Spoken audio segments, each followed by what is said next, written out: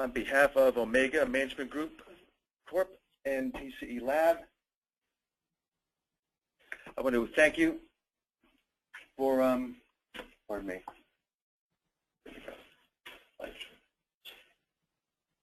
All righty, everybody. Let's get this going now. On behalf of Omega Management Group Corp and TCE Lab, I want to thank you for joining us today for a webcast on the topic of big data competitive analytics that drive customer loyalty. Today's event is part of our Brand Building Customers for Life webcast series, which focuses on how companies can drive revenue and profits by implementing a customer experience management CEM strategy. Each webcast in this series will cover a different aspect of this methodology, and we hope you can join us for the whole series. My name is Bill Bradley. I'm Director of Marketing with Omega. We help organizations drive and implement effective CEM strategies to improve satisfaction and loyalty of customers, employees, partners, and other key stakeholders. Omega is proud to have TCE Lab co-sponsoring today's webcast. TCE Lab is reimagining and refocusing the CEM industry by standing at the intersection of big data and customer loyalty science.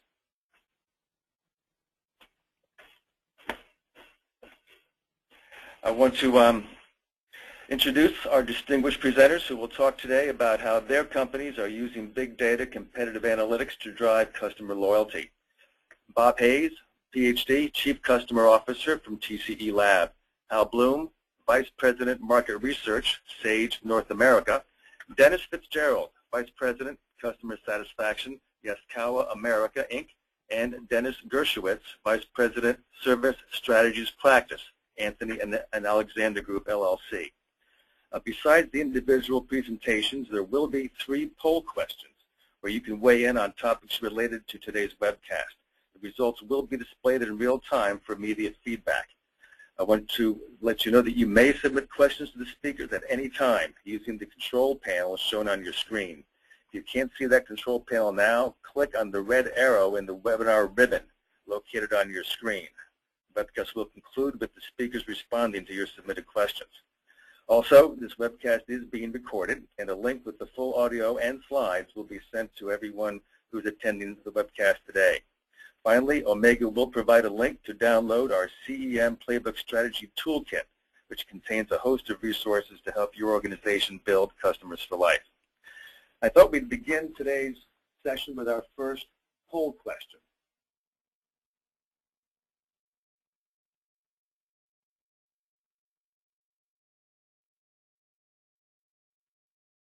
And let me just tee this up. Okay, the question is, when is your company planning on integrating big data into your CEM program? The choices are already begun. I see some of you have already answered the question, so that's great. Please continue to submit your responses. Already begun, no plans, 0 to 6 months, 10 to 12 months, or more than a year.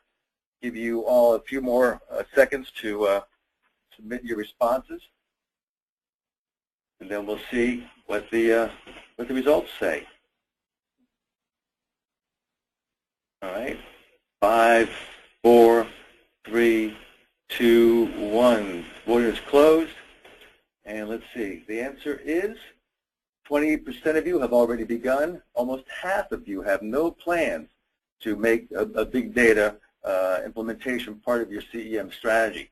Interesting. 17% have this queued up in the next 6 months, and some of you, 0%, have plans 7 to 12 months. That's consistent with no plans at all for the majority of you, and 8% of you see this initiative taking place a year from now. So that is interesting, and that sort of leads us into our first presentation with Mr. Bob Hayes, who will talk about the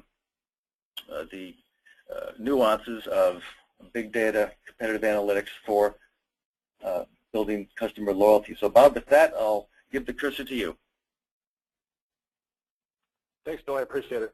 And I want to first thank Omega for organizing this webinar for the participants. I appreciate that.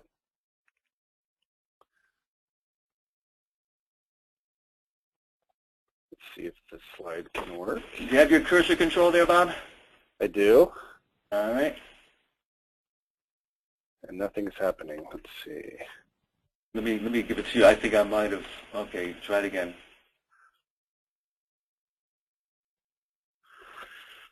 Nothing.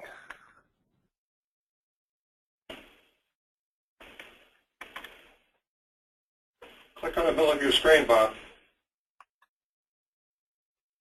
I did, and nothing is happening.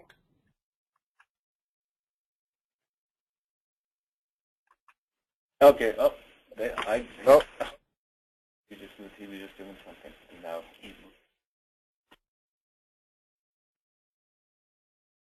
I think that's Dennis's presentation. Yeah. Did you want me to start off, Bill? Okay. I apologize. Yes, Dennis, you are the first one up. Bob, Okay. we'll have to ask you to hold your place for a moment. No problem. Okay. Thank you, Bill, and good afternoon, everyone. So one of the latest buzzwords in business technology is big data. And this term refers to the idea that companies can extract value by collecting, processing, and analyzing vast quantities of data. Businesses that can and do get a better handle on these data that's shown on the slide that you're looking at, and will be more likely to outperform their competitors who do not do this. That's really the key point of today's webcast as to why you should do this, and each presenter will give evidence of this in their presentations. Big data used to be the domain of consumer companies who wanted to predict buying trends, but today big data is being used virtually in every industry to identify customer satisfaction, loyalty issues, which involve collecting and processing massive amount of data, structured and unstructured from a variety of sources. The resulting analytics is important to uncover, first, negative customer experiences in order to prevent customer defection, and positive experiences to assist companies in what we call the big four components of a CEM strategy. This is customer acquisition, retention, growth, and winning back lost customers. In essence, it will provide you actionable insight. And if you look at the next slide, this is a, Bill, can you change that? This is a graphic of our CEM DNA playbook strategy at Omega. And this is a roadmap for companies to follow to become customer-driven organizations. Big data and competitive analytics are all part of the analyze phase, which you see on the right. And this allows companies to gain actionable intelligence from the customer data collected in the measure phase, which you see basically on the top. For example, big data technology can be used in your case to profile key accounts by key contacts. For example, your decision makers, recommenders, and influencers. And it can capture critical, intelligent data, both positive and negative, as I've said before. It can predict the impact payoff for existing accounts relative to their retention and the growth opportunities or potential loss that may be lying in front of you. So this is how big data technology can create a profile for acquisition and are winning back lost customers and to identify opportunities. The volume of data needed to build these profiles is well suited to what we call big data technology today. With the advent of social media, which many of you I'm sure are involved in, this alone demands big data technology to organize and gather the enormous amount of information passing through the various portals as well, just to monitor this information. The addition of mobile technology, which we see appear in the marketplace more and more each day now, smartphones and tablets, where mobile individuals can complete surveys, make purchases, do updates, tweet, communicate, etc., their opinions or whatever, or updates through various social media outlets, further validates this need for big data technology in helping us better understand the stage that our customer is in. So with that, I'd like to turn this presentation back to Bill, who I think will hand it over to Bob. Thank you. Thank you very much, Dennis. That was a good overview of how the topic of big data and competitive analytics leads into customer loyalty and the CEM DNA strategy. So yeah, that does tee things up nicely for Bob Hayes from TCE Lab, who will be our next presenter. So Bob, let me You've used the cursor this time. Hopefully this will work just fine, and you're good to go. Take it away, Bob. Thanks, Bill.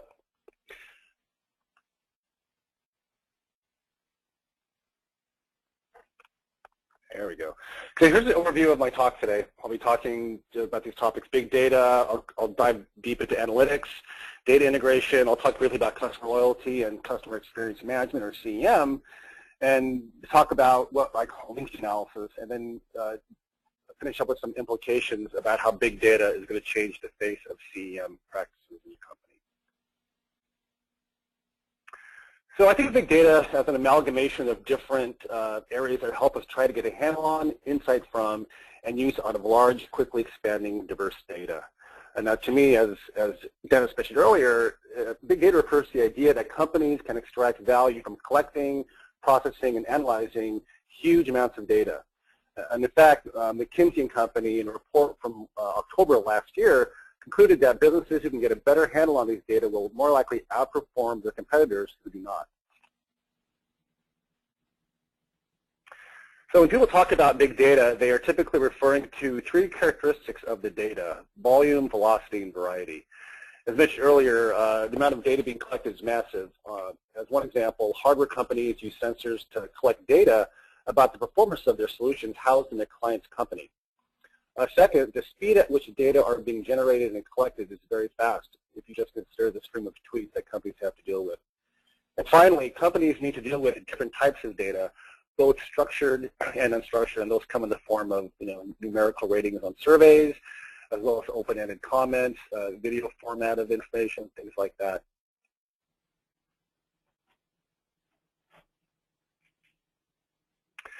Now, because extremely large data sets cannot be processed quickly using conventional database systems, companies have created new ways of processing, which include storing, accessing, and analyzing this big data. Data are typically housed on multiple servers for quick access and employing parallel processing of the data rather than following sequential steps. And this graphic on this page here illustrates the major players in the big data field. At the very bottom, we have the technology companies who have developed ways of processing these massive amounts of data quickly. And at the next level up, we have infrastructure companies who provide a platform on which to integrate big data technology into a company's current infrastructure. And at the top level of this graph, we have big data companies who help provide insight into the business data, where they use science, predictive modeling, and other techniques to solve a specific problem that the company is posing. And this is where TCE Lab fits in the upper left box up there on the page.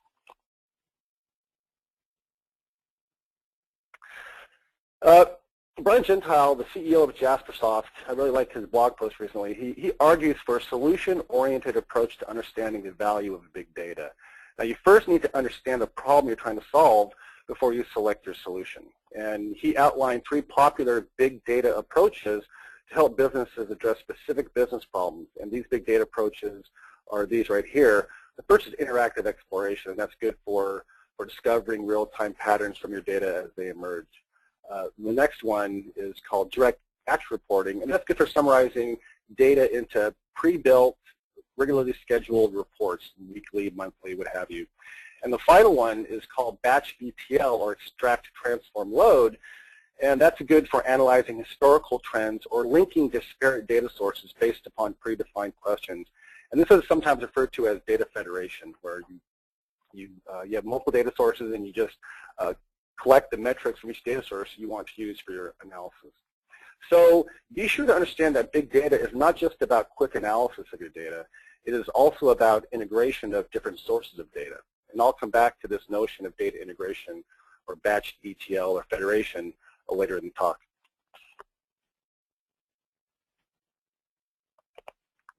So in talking about value from analytics, in the late 2010 study, researchers from MIT and IBM asked 3,000 executives, managers, and analysts about how they obtain value from their massive amounts of data.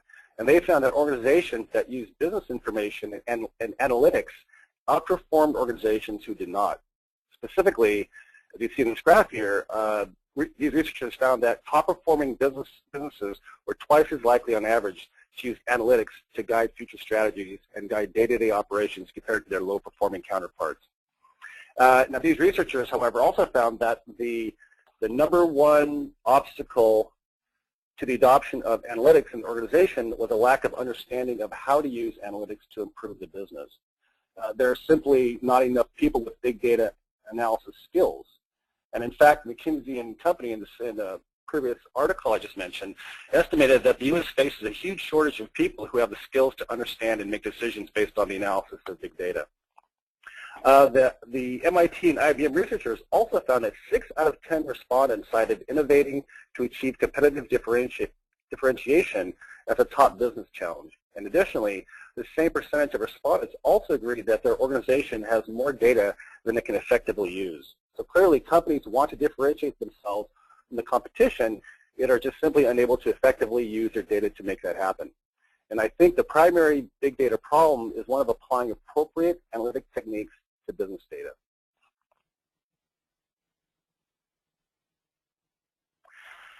I'll talk briefly about customer experience management. I'm sure the majority of the audience understands this field as this talking about that. So CEM, or customer experience management, is a process of understanding and managing customers' interactions with and perceptions about the company or brand. Now, the goal of CEM is to improve the customer experience in order to optimize customer loyalty and grow your business. So businesses collect customer feedback via surveys, social media, and user communities, and analyze that self-reported data to provide customer insights about the factors that impact customer loyalty. That's a good high overview of CEM. So you think about businesses, they have many different sources of business data, and these fall into these general buckets. Operational, which includes like metrics like call handling time, numbers of calls until resolution, things like that. Another data source is financial, where of course financial information is tracked. And 3, constituency, which includes partner information as well as employee information. And finally, customer feedback. Okay, and at TCE Lab, we help companies gain insight from their big data by integrating and analyzing business metrics from across these different data silos. Now, by applying big data principles to the field of CEM, you can understand the causes and consequences of customer loyalty that improves your ability to extract insights about the reasons behind customer loyalty and sustain business growth. So the goal basically is to integrate all those. Now, these arrows aren't really meant to reflect real integration, but just get a concept of all these data are within one business, and you get more value out of it, and you integrate them all together.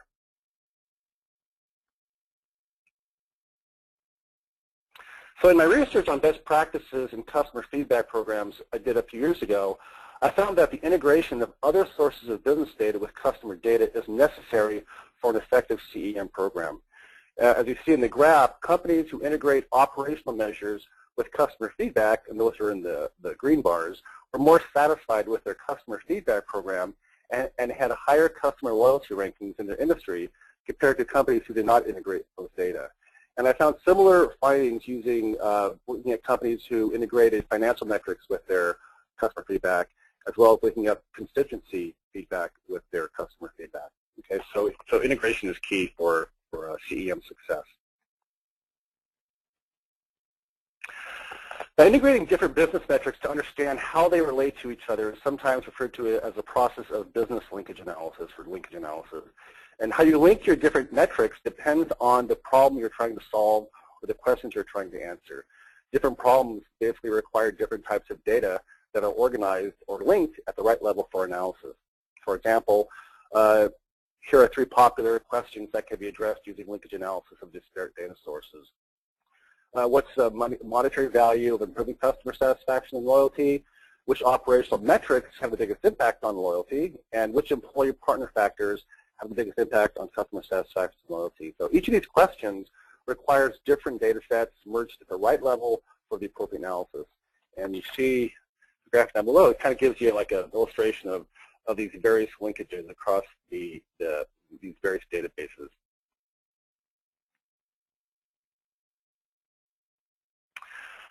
So here's a table I put together that illustrates some common ways companies integrate disparate data sources. The columns of this table represent the different types of customer feedback sources and customer metrics: relationship survey, transaction, and social media or community site. The rows represent the other data sources and metrics: financial, operational, constituency. And depending on the question you're trying to answer, you will use a combination of different sources of data. For example, when dealing with questions around financial metrics, you can integrate those with customer feedback at the relationship level via relationship surveys or social media sources. For operational or constituency-related questions, you will need to consider other data sources and integration, for example, linking data at the transaction level instead of at the customer level. Next, I'm going to conclude by talking about how big data can transform the field of customer experience management. And I think big data principles can advance the field of customer experience management in 3 important ways. The first, I think that the application of the big data principles can help you ask and answer bigger questions about your customer. A successful CEM program is designed to deliver a better customer experience, which translates into a more loyal customer base. So the source of data in most CEM programs is gathered through customer feedback tools like surveys and social media sites. Now, businesses gain customer insight primarily by analyzing customer feedback data with little or no regard for these other data sources.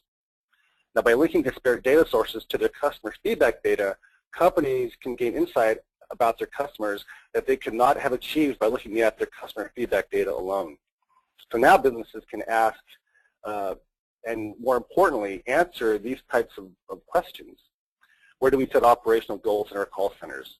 How many hours of training do employees need to ensure they can satisfy customers?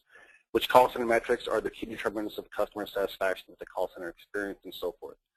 So companies who can integrate their business data to understand the correlates of customer satisfaction and loyalty can better answer these questions and consequently be in a better position to effectively allocate resources in areas that they know will improve the customer experience and maximize customer loyalty and business growth.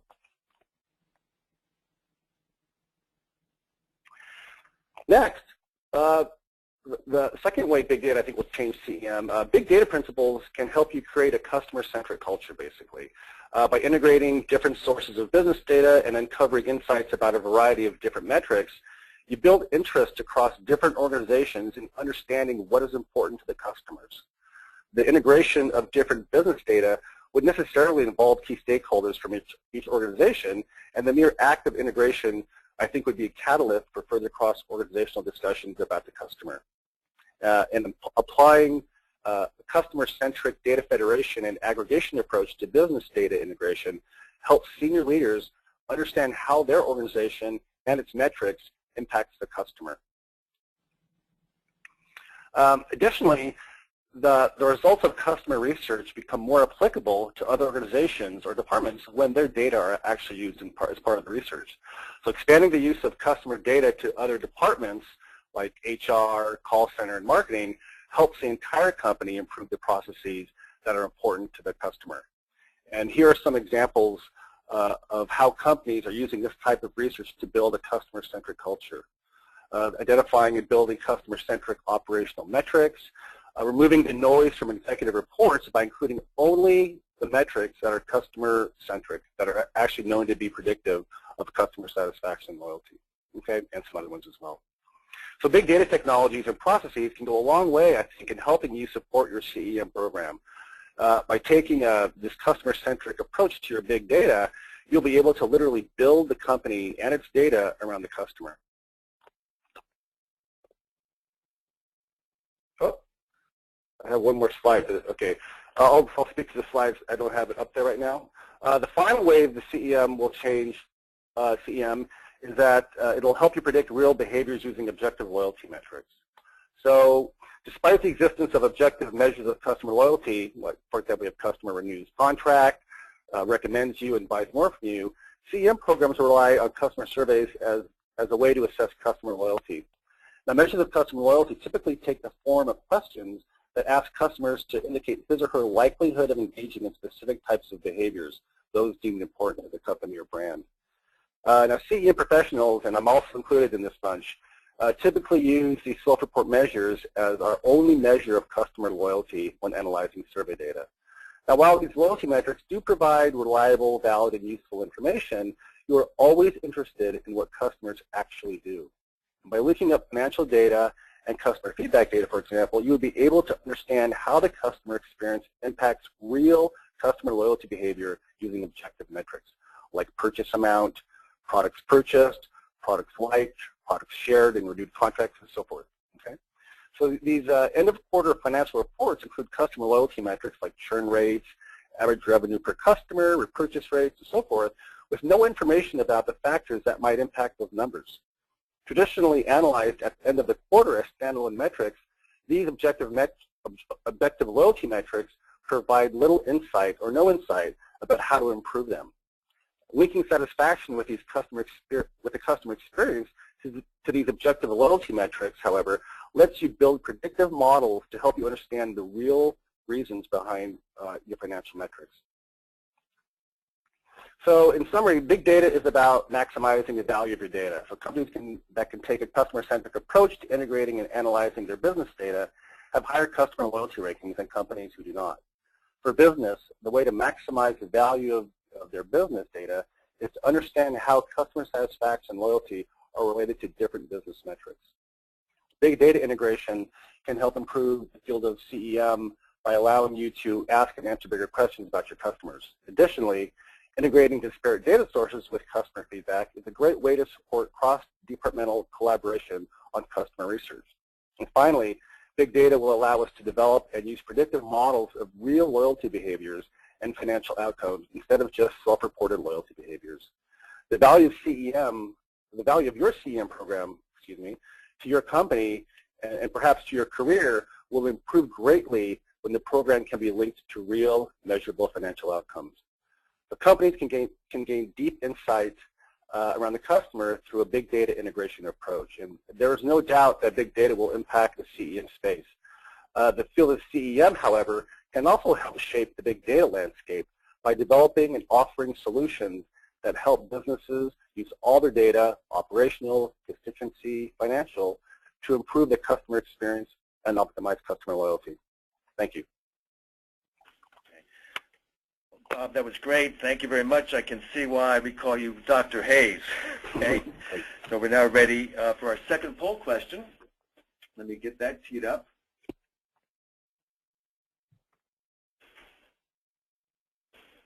Okay. I think you can see this now.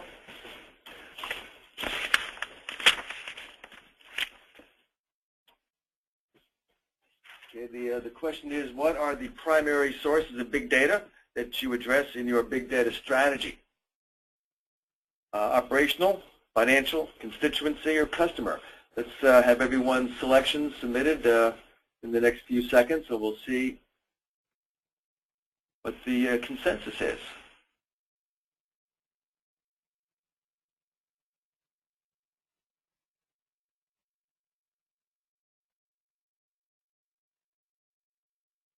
Right.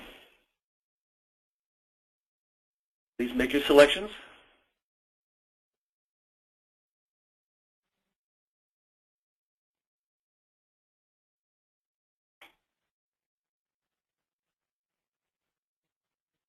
All right, 5, 4, 3, 2, 1. Okay, everybody, we'll close it.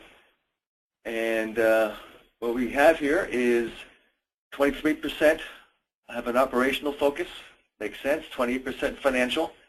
Surprisingly, just 8% from a constituency standpoint, so the CEM relevance, I think, is still something that people are trying to get their arms around. I'm sorry, and then the 44% is customer, so there is some overlap among those two categories. That is very interesting.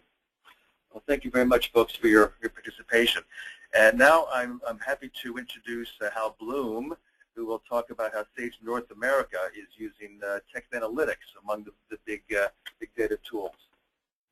So Hal, let me go ahead and let you take it away.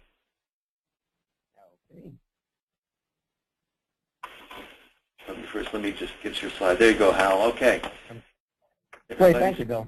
Hello to Hal Bloom. Thank you, Hal. Thank you. Not advancing. Okay. It might take a second to transfer from me to you. So click in the center of your screen. No?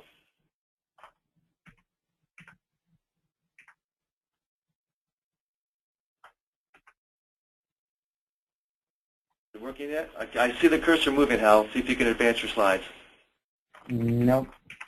If you want to do it on your end, you can. Let's try it one more time. Okay. Let me. I'll go ahead and advance the slide. Let's get started. Okay.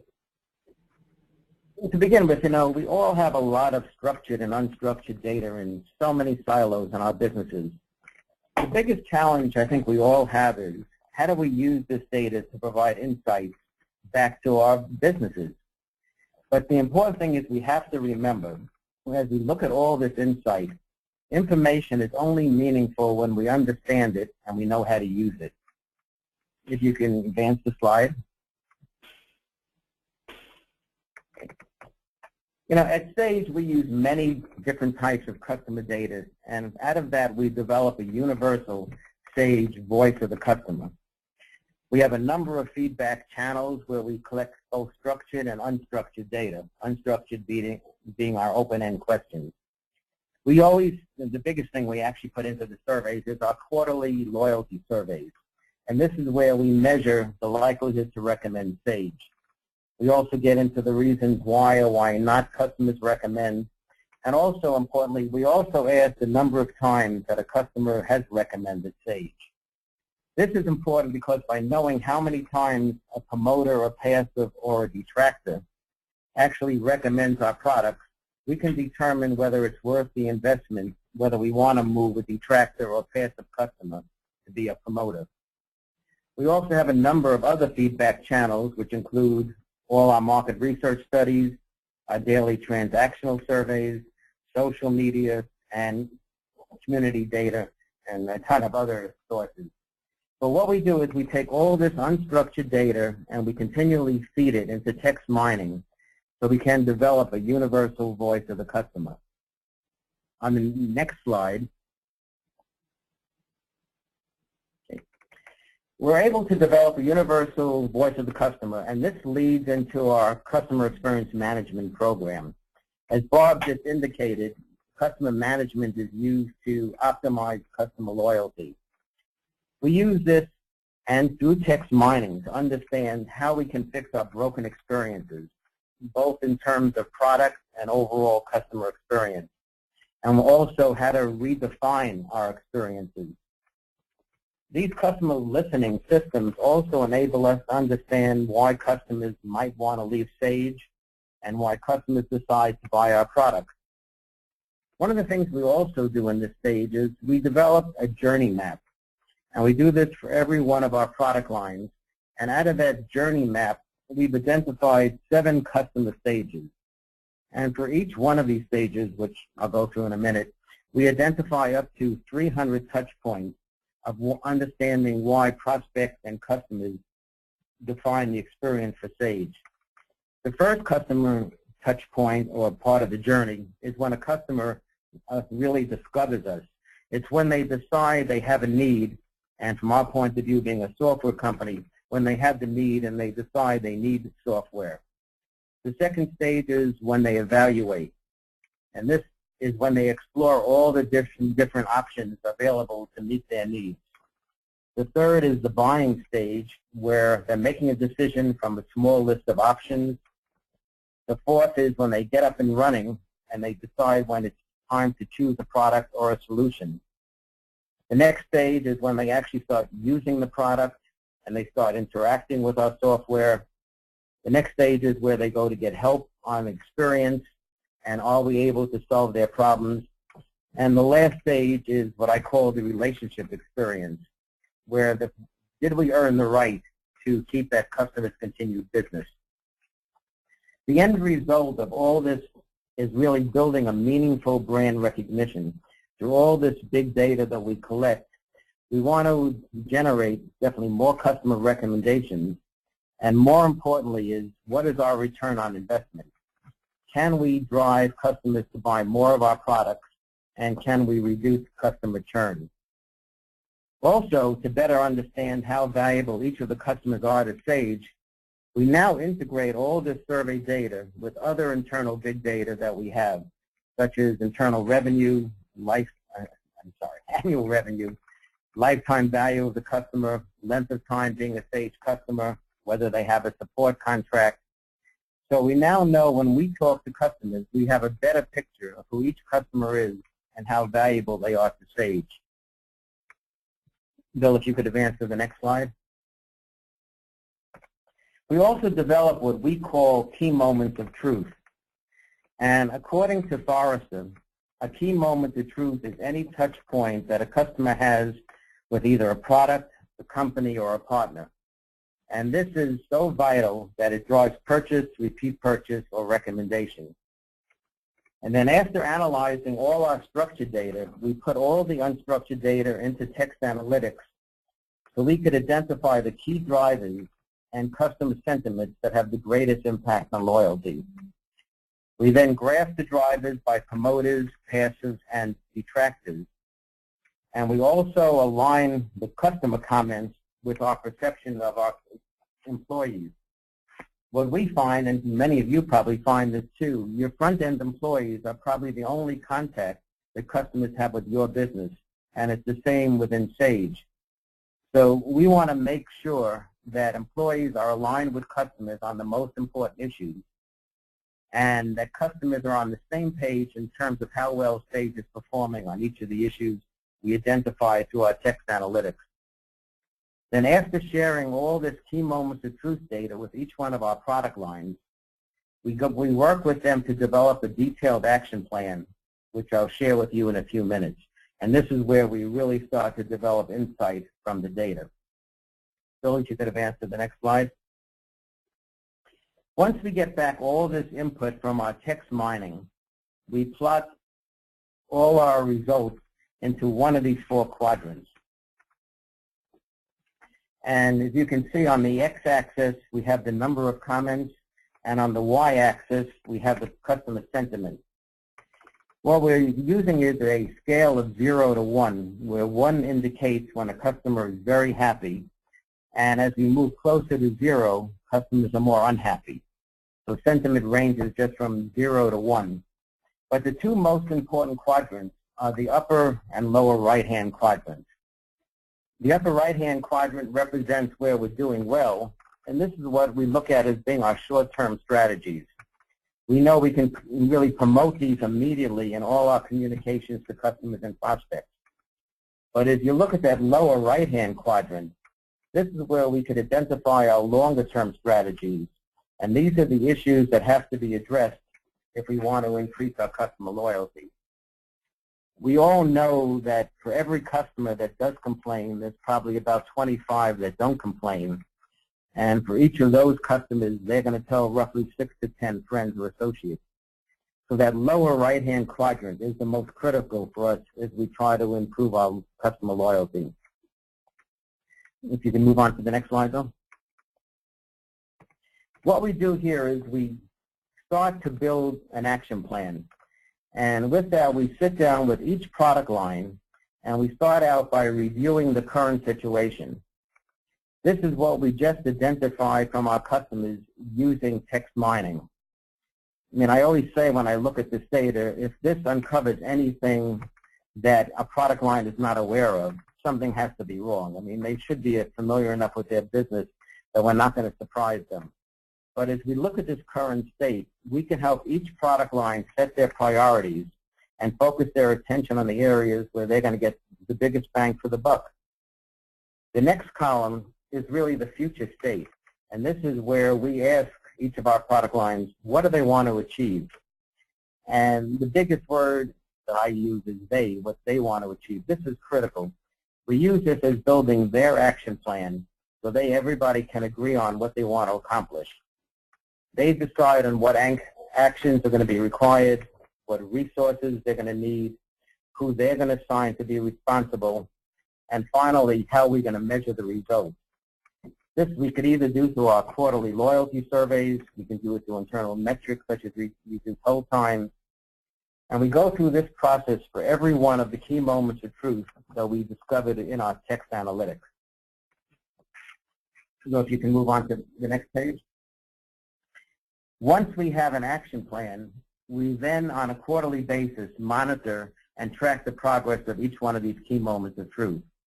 These are the actions that have been agreed to, and as necessary, we adjust them and hold everybody accountable. Bill, if you go one more slide. And the bottom line of all this text data that we pulled together by linking our financial, our customer data, our social media, we're measuring what is the impact of having happy customers. We definitely know a happy customer buys more. This ends up giving us incremental purchases from existing customers.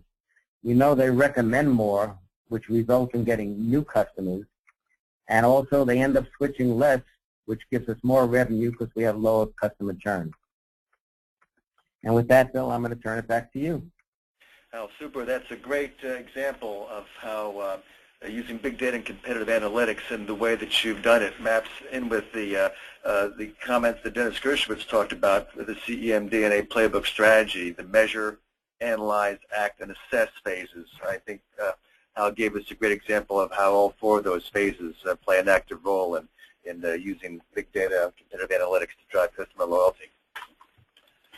I'm happy now to introduce Dennis Fitzgerald of Yaskawa America, who's going to talk about how his firm is building loyalty through customer analytics. And Dennis, I will attempt to give you cursor control this time, so hopefully this is going to work. Give it a shot, Dennis.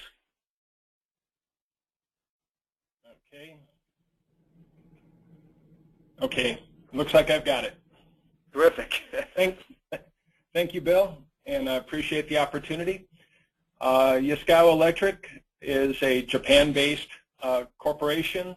Yaskawa America is based in the United States, and we're responsible for the Americas. Our corporation does about $4 billion worldwide, and in the Americas we do about $500 million. We're responsible for robotics, drives, and motion control, and we're focused primarily on the factory automation business, and we're focused on B2B business. Our company has been very good at highest quality product. We know how to measure that. We've been doing a very good job. We believe we're the top in our industry. Until the last 15 years, and it's been a journey, we've never really been able to define highest quality experience, but we are on a process to do so. So we know that if we have the highest quality product, highest quality experience, we believe that we're going to have the highest customer satisfaction, loyalty, and retention. Back in the late 90s, we started focusing on annual surveys. We worked with Arthur Andersen to develop a questionnaire which encompassed all areas of our company as it touched the customer. On the left-hand side of the graph, we started using paper surveys, and thank goodness by today we're using all electronic web-based surveys. We needed to also benchmark ourselves, so the darker colored line in there is our benchmark, and we chose the American Customer Satisfaction Index, durable goods sector. And as the green line on the left-hand side of the chart showed, our beginning surveys, we needed to do a lot of improvement.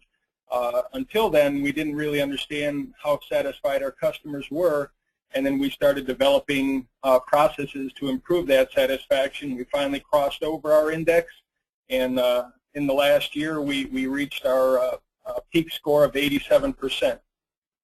But in this last year, we are surveying over 16,000 customers, and they represent about 3,500 of our companies that we serve. In the beginning, back in the late 90s, we may have sent out about 3,000 surveys. So we've expanded quite a bit, and we're collecting quite a bit of data. And using our CRM system, we're storing a lot of data and need to manage that data as well. This slide shows the 2011 survey actual results. This is broken down into our customer segmentation, drive and motion customers, distributors, end users, and OEMs. The key metrics that we're monitoring are satisfaction, price value, likelihood to switch, likelihood to recommend, net promoter score, and secure customer index. We just started looking at the secure customer index over the last year. We've also segmented the data by customer type. We also have it broken down as role from the contact at the customer, such as executive, sales, purchasing, and engineering. We also look at this data with market served as well as revenue generated so that we can break it down into many, many different segmentations for the many different management teams. This graph was generated by SPSS, and on the left-hand side, we're basically showing that many companies are out collecting data from their customer. But if you go to the right, the green bar shows only 50% alert their staff, 30% uses that insight, 10% deploy and improve, and 5% tell the customers. I think communicating to the customer the results and your plans for improvement is the best way to improve your customer satisfaction scores as well as your relationship with the customer. At Yaskawa, we hold workshops with all of our associates. We seek their input on improvements, and then we deploy those improvements and put them into everyone's goals. And then we also communicate to the customer base, here's the goals of our associates and our company, and basically the input that you gave us are driving many of these goals. And as a focus point for our company, we compensate our management team and all associates based on the customer satisfaction results. So everyone has an interest and stake in improving the results.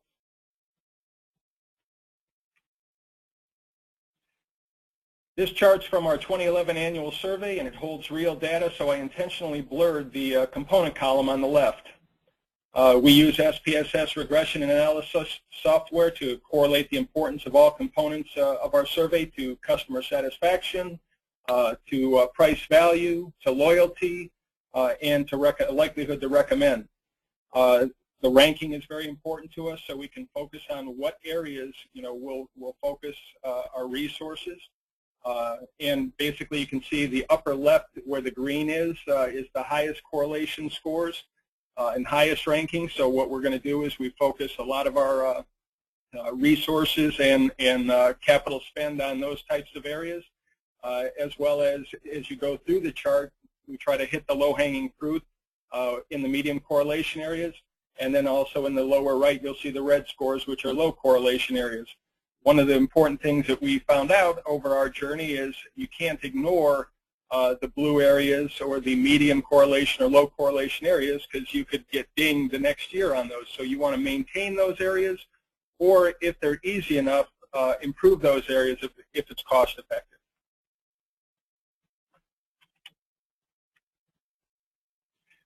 Another thing that we do, this eye chart is basically a small portion of our balanced scorecard, and every area in the company has a balanced scorecard.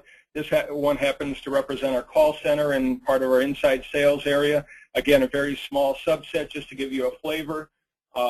Mainly operational type scores, but we're focused on the areas that correlate back to the customer satisfaction scores. So what we're doing is we're trying to put measurements on and targets for the key areas in the call center and our inside sales area so that we improve them. Then these are shared with the associates. We monthly meet to make sure the numbers are either trending in the right direction, if they're not, what the issues are, and if we need to apply resources, whether temporary or permanent, to correct those, or if we're looking at the process the right way and trying to improve that process. And then lastly, over the last 2 years, we've been focused on transactional surveys. This particular survey comes out of our CRM system. In the past, our call center, technical phone support center, would take a call, open an incident ticket, and then answer the customer's issue or question. And then if the agent felt that it was handled properly and the customer was satisfied, they'd close the ticket, but would never really understand if the customer was satisfied. And we ended up with closed tickets and not really sure, if the customer was satisfied. So what we did was, currently as we close a ticket, the CRM system will generate a survey, send it out to that customer, and allow us to get specific customer feedback from that incident or issue that the customer had.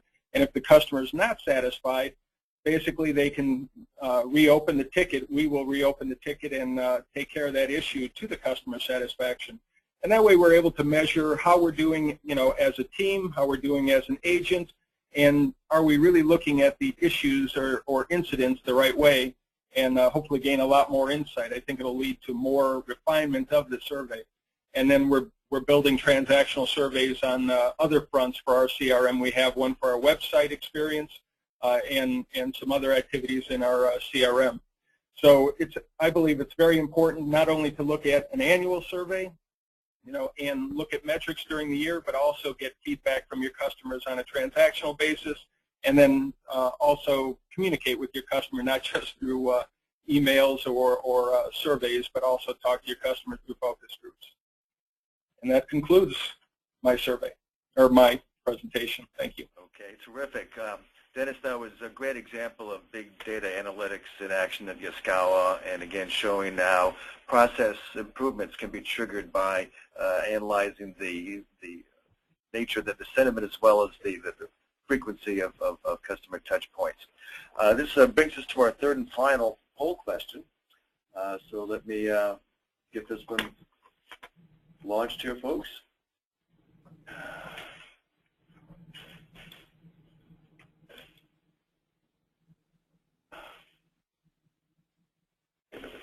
Hold on, folks.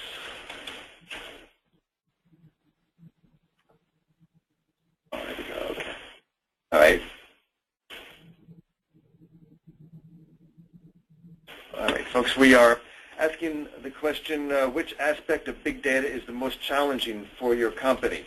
After hearing these presentations, you should have a good insight into these different answers. So please go ahead and put in your responses. Volume, velocity, variety, all the above, or none of the above.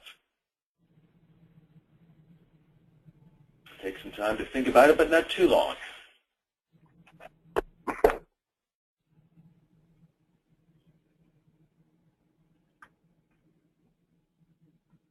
We'll give it just a few more seconds, everybody. Please make your selections. 5, 4, 3, 2, 1. All right, and here we have the majority of you have many different data source varieties. That's I think we can understand that. 8% has a volume challenge, 16% velocity, 27% all of the above, 5% none of the above. I wonder what those are among you 5%ers, but it just shows that there are different ways of looking at the challenges of big data and also ways of harnessing what's going on. So we do have time now for our final Q&A. We do have some submitted questions from you attendees, and we'll get to those right now. Bob Hayes, here's one for you. Bob, can you integrate customer data across all customer contact applications, including voice, phone, IVR, email and chat, SMS, text, and social media, all of which are being collected on different legacy and proprietary systems, including outsourcing systems? So I think he's saying, how can you, is there a seamless way to integrate all these sources of content into a manageable environment? Sure. Yeah, I can answer that. Well, you know that companies have all these different systems. They have CRM system, EFM system, financial systems, so forth. And so they have all these data housed in their proprietary data silos that may be guarded closely by the key stakeholders of those departments or organizations. So in terms of federating and aggregating all that data, it's just a matter of developing an API just to reach out there to the database and extract the metrics that you need to analyze answer your problem. So in terms of like phone calls, things like that, it would just be a matter of linking that information up once the data have been transcribed and maybe you've run some text analytics on the data to calculate sentiment or content and so forth, once it's done, the data is easily aggregated and federated from that data site into maybe a communal database where you can start analyzing that data against other data in the company, like customer feedback.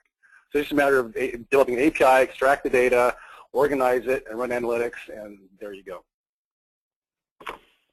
All right, I think that answered the question pretty well. Let's move on to another one. Hal, I'm going to let you try this one on for size. Here's the question: how do you measure the ROI of big data? How would you answer that from your standpoint, Hal? As I indicated, we try to merge a number of our data streams. We have our survey data, and we do merge that with what our financial data, our lifetime value, our annual revenue. We cross that data, so when we get back survey data, and we're looking at a Net Promoter Survey primarily to measure loyalty, we can feed that data back into our databases, append any financial data we have, so we know what the actual value of a promoter, a passive, and a detractor is. We can then look at the number of recommendations that we know we get from each of those groups, and we know how much value. And actually working with Forrester, roughly we know that 1.4% of all recommendations will actually buy a product. So we can actually forecast based on the number of recommendations how many new customers we're going to get, and say a passive recommends so many times, this is what they're worth to us. If we move them to be a detractor, this is what their value is. If we can bring a certain percentage of the recommendations in, roughly 1.4%, we know what the value of customer is. We can now start putting ROI to the bottom line. We could also, as I said, customer churn is where we're seeing the biggest return on investment. By knowing the value of a customer and knowing, again, the value of a detractor and a passive, we know if we could bring a customer in and keep them to be a promoter, and we say to our product line, let's take roughly 10% of what our forecast is. If you can just save 10% of the customers, here's their value, this is what the equivalent would be on the bottom line. So it really is crossing survey data with financial data, doing some projections of what a customer is worth, and that starts to give us a return on investment. Okay. All right, Hal, thank you. We have time for one last question. Dennis Fitzgerald, I'll ask you to respond to this one. What is the Net Promoter Score, and how is it determined? The Net Promoter Score is from a pure metric by itself. It's a likelihood to recommend score, the 90 to 100% score in the category, subtracting out anyone who is a detractor, which was scores of 60% or below, and then that is used as a percentage of the total, and therefore scores of in the 40s to above 50 is really what you're focused on. The interesting part. All right, well, everybody, this does conclude today's webcast, everyone. And once again, on behalf of Omega and TCE Lab, I want to thank our terrific speakers. Thank you for your attendance and participation.